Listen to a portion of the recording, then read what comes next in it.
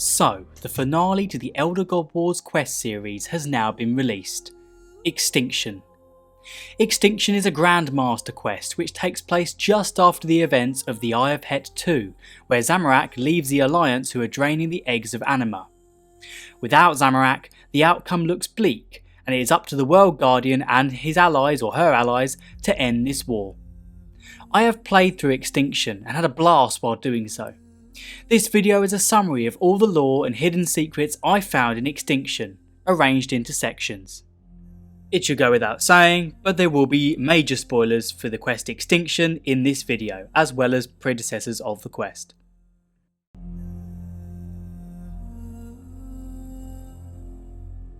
Early in the quest, a new character is revealed. It is revealed that Saradomin has a daughter called Adrasteia Hebe, who has come to Gielinor from her homeworld of Hallow to help the fight against the Elder Gods, much to the disappointment of her father.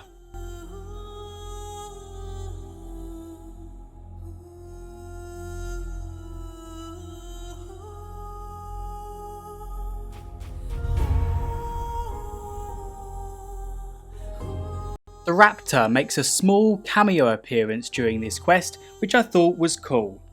It's in the southern area of the Glacier front. He just literally says the words "get in there," so fairly standoffish like he usually is. But nevertheless, I thought it was really interesting and a nice touch for Jagex to put him in there. He could have had a bit more dialogue though.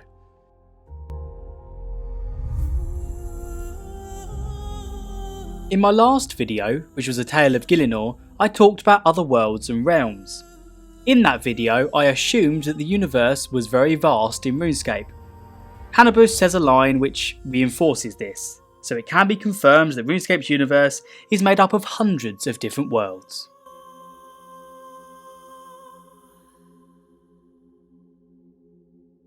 The crystals of Tarddiad are not as refined as those on Prithanath, which is ultimately what has caused the Tarddiad elves to go insane and become crystal shapeshifters. Angof doesn't forgive Seren for abandoning her and her people, and rightfully so in my opinion. We spoke about the depressing fate of the Tarddiad elves in the Other Worlds and Realms episode 1 video. Seren returned once and their pain dissipated, only for her to leave again, subjecting the Tarddiad elves to more torment.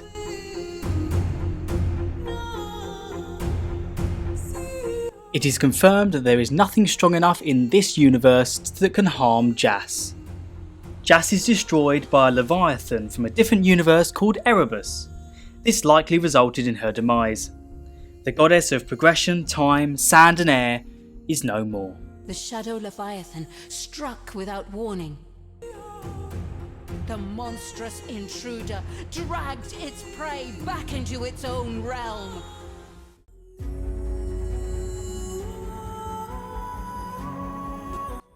Near the beginning of the quest, Hannibus believes there was good in Kerapac, as he was not able to act of his own will. Hannibus may have been right, considering Kerapac sacrifices his own life to end Jas. It was Kerapac that broke the balance. Heedless of the terrible pain his defiance earned him, he directed the full force of his artifacts towards their creator. Without the needle, Kerapac was powerless to avoid the same fate. However, Kerapac did not see any reason to apologise to his son, Vicendithas, for being a bad father, so perhaps he's not as good as Hannibus thought. A big question to ask is, was the World Guardian in the wrong for enslaving Kerapac during desperate measures? Kerapac's plan of sacrificing Gielinor to save the rest of the universe wasn't a completely evil one, so it is worth thinking whether the World Guardian actually acted morally correct in this situation. Kerapac's story is likely over, marking the end of a long character arc spanning over 7 years in RuneScape's history.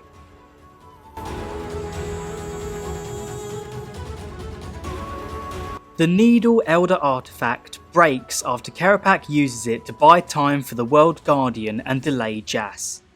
The needle, like the Stone of Jas, is probably now unusable forever.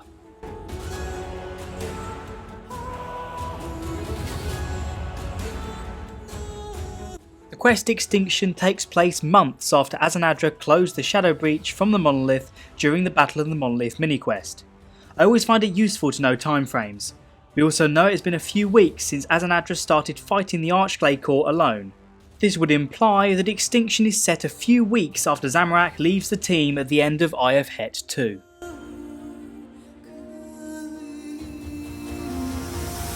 I thought it was interesting how Jagex brought Vicendithas into the quest and linked Extinction to his research on Iaia. Just a little side note, Roakin means Elder Gods in Dragonkin language. This may have been clear to some of you before this video, but this is something I learnt during the quest. Vicendithas comes to terms with never earning his father's pride, which I think is a nice touch. Using a shard of the needle, Vicendithas creates a dream world of Iaia after it is sadly destroyed at the end of this quest.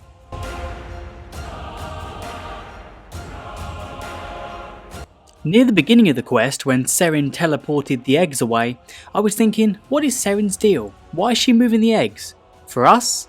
Or for herself? This becomes very clear as we progress through Extinction.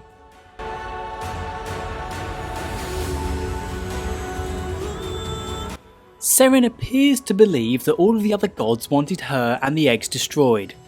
Seems to also believe the gods are self-serving. I think it was this point when Seren had that realisation.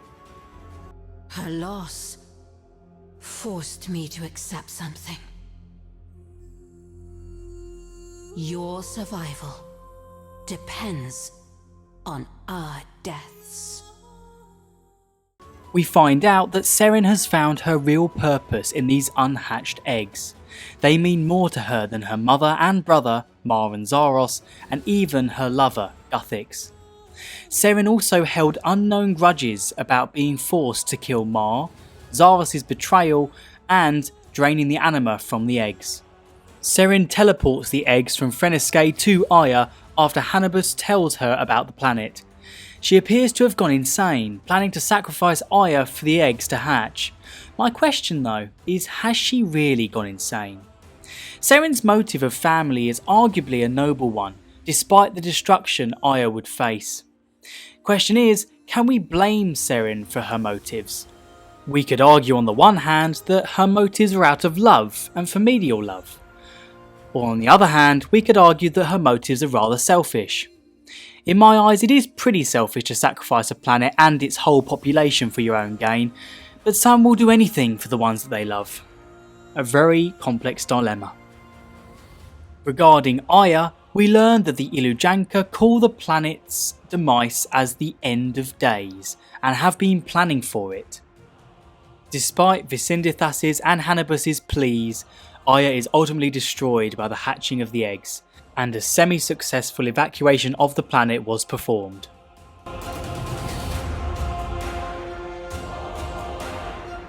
Seren believes Guthix may have planned and adapted the World Guardian for a great revision event, where all life on one planet is wiped out.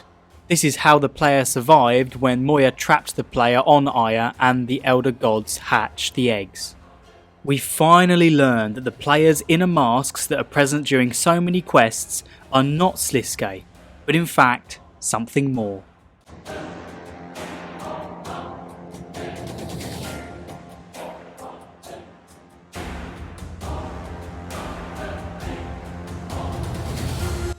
Fortunately, the newly hatched eggs are not as powerful as the Elder Gods due to the lack of anima on Iaia. Seren will keep these infants on Iaia to raise them and warns the World Guardian that she will protect them at all costs. Whether we will hunt Seren and the infants for her very serious crimes remains to be seen. Hannibus blames himself for guiding Seren to Iaia, which resulted in the planet's demise. Even in post-quest dialogue, he is deeply upset about his actions, even though he is certainly not to blame for this. The Elder God Wars are over. Zook returns to the fight kiln, the Archglaicor was banished to Leng, and Croesus was incinerated. Moya and Zamorak are currently very suspicious, and all the gods are suspicious of them.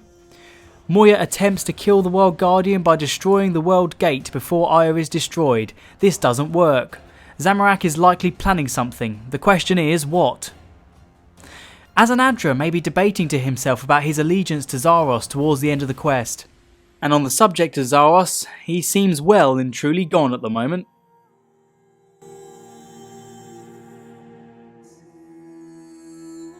Two Master Quest Cape requirements have been released as a result of Extinction. Strangely, no grace period though, despite one of the requirements appearing to be time-gated. Very odd decision by Jagex there in my opinion, if this is true. The two requirements are Out of the Past, which will take you literally a couple of minutes, and To Dream, a chance to keep. Not sure how long that one will take you, I haven't looked too much into it yet. But I'm assuming that is the time-gated one. For the final word and my view on the quest, I enjoyed it. It certainly wasn't a While Guthix Sleeps or Ritual of the Martyrat, and the rewards left a little bit to be desired. 475k XP lamps and the skidding area doesn't seem too rewarding. But I enjoyed that we got some closure on certain elements. There were bits missing, certainly. Obviously, you know, Zaros wasn't mentioned, Char got sucked into the monolith. I'm sure that's in Jagex's kind of, you know, mind.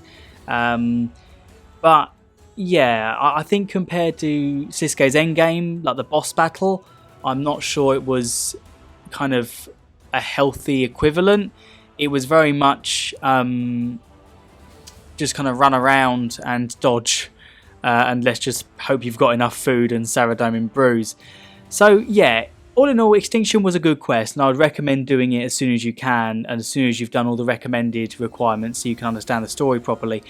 But there were problems with the quest in the sense that there have been better Grandmaster quests in the past, and it is a little worrying if this is what Jagex has been working on solely for the past 3-4 months, because whilst the new areas are really cool looking, but there are so many new areas in game that just get forgotten about after a quest, and it's such a shame to put all those resources into a new area and then not expand on it properly. It's concerning if this is what they've managed to pull out in 3 to 4 months when While Guthix Sleeps came out with like 17 other quests in the same year. But that's just my opinion. Let me know what you thought of Extinction in the comments below, and thank you very much for watching, and I hope this helped you.